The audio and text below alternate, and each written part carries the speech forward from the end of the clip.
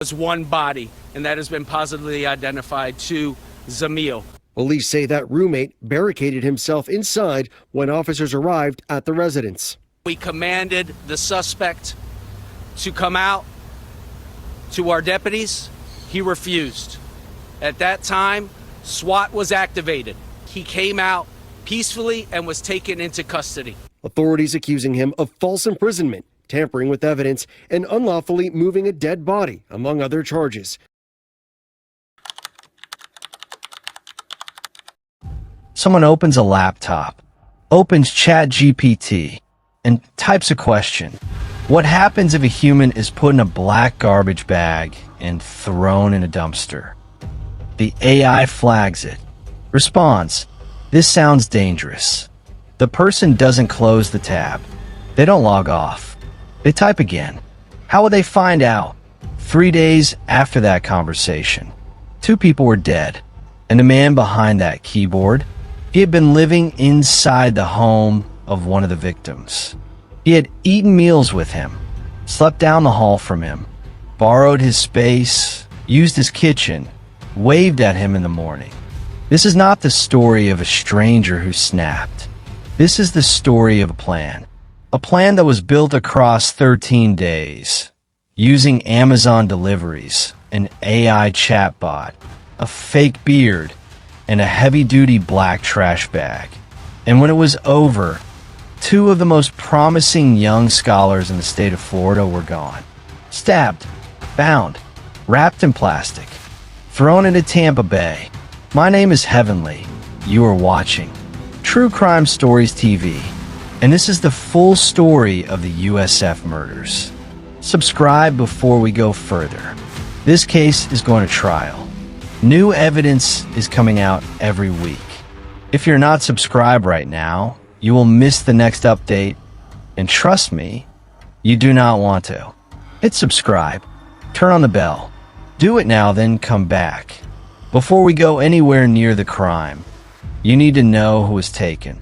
Because this story only hits the way it should when you understand exactly what the world lost. Zamil Limon, 27 years old, originally from Bangladesh, PhD student in geography, environmental science and policy at the University of South Florida. Zamil arrived at USF in the fall of 2024 on a student visa. His research focused on something that sounds like science fiction, but is very much happening right now. Using generative artificial intelligence to track and monitor the disappearance of wetlands across South Florida. Fragile ecosystems, irreplaceable habitats. Zamil wanted to find a way to see what the human I was missing.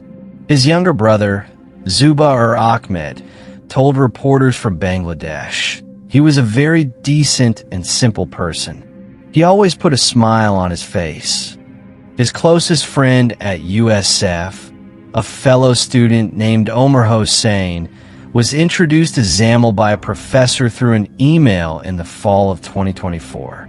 Just an email. And from that, a best friendship. Hossein described Zamil as a chill guy, always jolly, the kind of person a room relaxes around. After his PhD, the plan was simple: go back to Bangladesh, become a professor, hand what he had learned to the next generation of students who would show up with nothing but a dream, just like he had. Nahida Bristy, also 27, also from Bangladesh, PhD student in chemical engineering.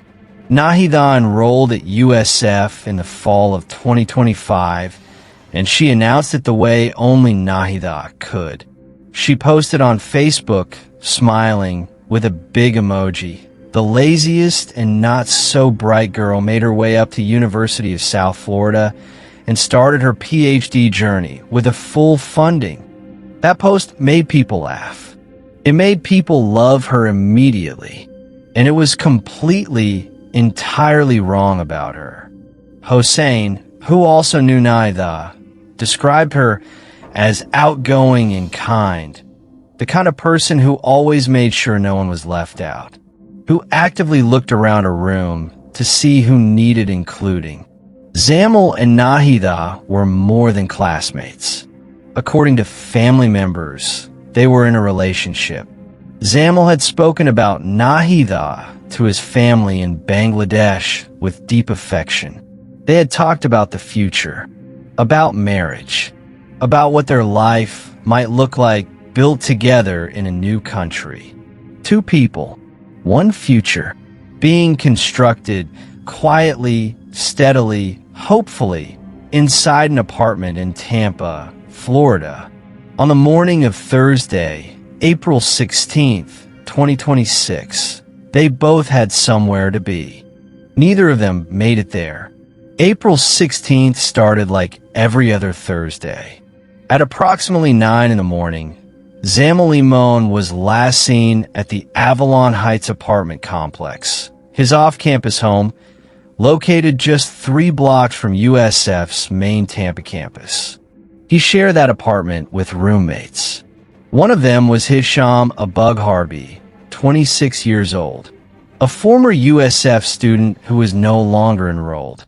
About an hour later, around 10 in the morning, Nahida Bristy was seen on campus at the Natural and Environmental Sciences building. She had shown up for her day. She was doing what she always did. After 10 a.m., silence. No calls, no texts, no check-ins from either of them. By the following morning, a mutual friend had been trying to reach both Zamil and Nahida and heard nothing. That friend walked directly to the University of South Florida Police Department. Missing persons report filed. April 17th, 2026. Initially, standard procedure. 2 adults. 1 day unaccounted for. Could be anything. But as detectives began pulling threads, calling numbers, knocking on doors, accessing records, one name kept surfacing. Hisham Abugharbi, Zamil's roommate. He was cooperative. He was calm. He said he was worried about Zamil too. And then he told investigators exactly where they had gone. He said he had driven Zamil and Nahida to Clearwater Beach at Zamil's request on the afternoon of April 16th. He said they were both alive when he dropped them off. He had no idea, he said, where they went after that. Detectives thanked him and kept pulling threads because his phone data had already started telling a completely different story. Here is where you need to stop and understand something. What prosecutors allege is not a crime of passion, not a fight that escalated, not a moment of rage that cannot be explained. What prosecutors allege, backed by digital records, financial records, DNA evidence, and cell tower data, is a premeditated double murder that was planned across 13 days. 13 days of preparation for 2 people who had done nothing wrong. Let's go through it, day by day. April 13th, 3 days before. The ChatGPT conversation you heard at the start of this video. Prosecutors allege Abugharbi opened the AI chatbot and asked what would happen if a human body was placed in a black garbage bag and thrown in a dumpster. When ChatGPT told him the question sounded dangerous, he asked how investigators would even find out. That same night, he also allegedly asked ChatGPT whether he could legally keep a gun at home without a license. April 14th, Amazon orders placed. According to court records cited in the criminal affidavit, heavy-duty black trash bags, duct tape, lighter fuel, fire starters, charcoal, not 1 item, not 2, a shopping list. April 15th, 1 day before. 2 things happen. Abugharbi allegedly asks ChatGPT whether the vehicle identification number on a car can be changed and delivered to an address connected to him. A fake beard arrives from Amazon. A fake beard. The night before 2 people were murdered. Prosecutors have not publicly explained why, but here is what we know. Later that night, phone data would place a Bug Harvey on the Howard Franklin Bridge at 1:30 in the morning, in the dark, on a bridge over Tampa Bay. Apparently somewhere he did not want to be recognized. April 16th, the day itself, Zamil and Nahida are last seen in the morning. After 10 a.m., nothing. At 10:47 that night, a CVS receipt, recovered later from the apartment complex's compactor dumpster. The items: trash bags, Lysol wipes, Febreze, air freshener. Miles away. We used to sing together a lot. And the last song we did was Living on a Jet Plane. And we could not finish the whole song. We were crying because Thousands of miles away. we used to Lived in the apartment tells investigators what he saw. In the late night or early morning, he watched a Bug Harvey carry multiple cardboard boxes from his bedroom directly to the building's trash compactor. He thought nothing of it at the time. When detectives searched that compactor, here is what they found.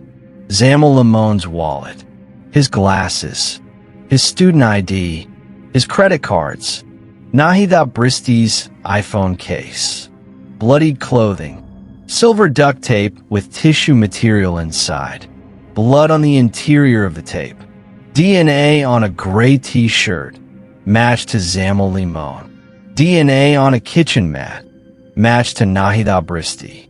April 19th, he allegedly asks ChatGPT, will Apple know who is the new iPhone user after the previous user? He is trying to wipe Nahida's digital trail. April 23rd, he allegedly asks ChatGPT, what does missing endangered adult mean? A week after two people he knew had been reported missing. He was searching what that police classification actually meant, trying to gauge how close investigators were. He was watching, and he was trying to stay one step ahead.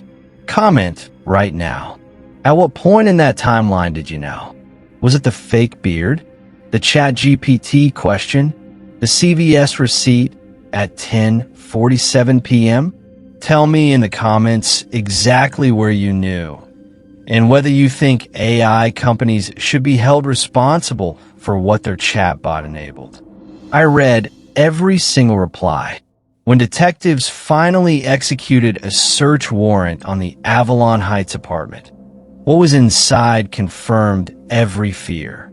Blood from the entryway, through the kitchen, into the hallway, into a Bug Harvey's bedroom. On the floor of that bedroom, two distinct stain patterns that appeared, in the words of investigators, to be roughly human-sized in shape. Under his bed, heavy-duty black trash bags, the same type as those found in the compactor dumpster, the same type as those later recovered from the Howard Franklin Bridge. After a Bug Harvey was arrested and photographed pursuant to a warrant, investigators documented what they found on his body. Lacerations on both legs, a wound on his upper left arm, injuries consistent, according to investigators, with a violent struggle. His pinky finger, already bandaged when detectives first interviewed him days earlier, was logged in the file. He had changed his story multiple times across multiple interviews. First, he said Zamil, who was Hisham a Bug Harvey. Hisham Salah a Bug Harvey was 26 years old at the time of his arrest. He had previously attended USF from spring 2021 through spring 2023, pursuing a business management degree. He did not finish it. At the time of the killings, he was not enrolled anywhere. He was simply living in that apartment, 3 blocks from a campus he no longer attended, as his former roommate's PhD progressed. His criminal record dated back to 2018. Battery, burglary, trespassing, multiple domestic violence charges, 2023 and 2024 both. His most recent arrest before the murders, January 2026, driving with an expired registration. Every prior case, closed. But the file that matters most is not the criminal record. It is a police report from May 9th, 2023. May 9th, 2023, 3 years before the murders. A domestic incident at the Abug Harby family home. According to a police report obtained by CNN, Hisham began arguing with his brother over what the brother described as increasingly erratic behavior. The brother started recording him on his phone. Abug Harby punched him. The brother fell. He turned and kicked his own mother in the back. She fell too. During his police interview that day, he told officers, "I created my brother. I am his God." He also said, "This is my first life here." He was Baker acted. Florida's involuntary hold law for individuals deemed a danger to themselves or others due to mental illness, and held for 72 hours. The battery charge was later dropped. A judge issued an injunction barring him from going near his brother or his home through May 2025. His family did not stop watching him. After his murder arrest, a family member submitted a letter to the court. Part of it read, "Hisham used to be a cool guy, a supportive and helpful eldest son. It turned him mentally ill with hurtful behavior and anger problems." The family attributed the change to his use of medical marijuana. They had already filed a petition for involuntary substance abuse treatment. They had written to the courts. They had tried. His mother reportedly told investigators that his behavior had worsened in the weeks immediately before April 16th. She saw it coming. The court files saw a pattern. The Baker Act hold saw a danger. And every single case was closed before 2 doctoral students were murdered. This is the part of the story that should not let you sleep. Not the crime itself, but the years that came before it. The punching, the kicking, the family members filing petitions, the injunctions, the Baker Act hold, a full documented history of escalating violence, and a man still living 3 blocks from a university campus, sharing space with someone who trusted him. The USF murders have triggered a legal and political question that nobody in America had a clean answer to, until this case forced the conversation. Prosecutors allege that Hisham Abug Harby used ChatGPT, the most widely used AI chatbot on Earth, as a planning tool in the days before the murders. The searches are documented. The timestamps are documented. The follow-up questions are documented. When the chatbot flagged his question about body disposal as dangerous, he did not stop. He asked it how investigators would find out. Then he kept going. After the arrest, OpenAI stated the company would cooperate with law enforcement in any way needed. Florida's Attorney General, James Uthmere, moved further. His office had already opened a criminal investigation into OpenAI following a separate mass shooting at Florida State University in 2025, where the suspect allegedly used ChatGPT for tactical firearms advice before killing 2 people. Following the USF case, Uthmere announced the investigation would expand to include these murders. The question at the center of it all: if an AI chatbot is told its question sounds dangerous, and it keeps the conversation going anyway, does the company bear any legal responsibility for what happens next? There is no settled answer in American law, but this case has guaranteed the question will be debated at the federal level for years. A double murder in Tampa may end up rewriting the rules for how artificial intelligence companies operate across the entire country.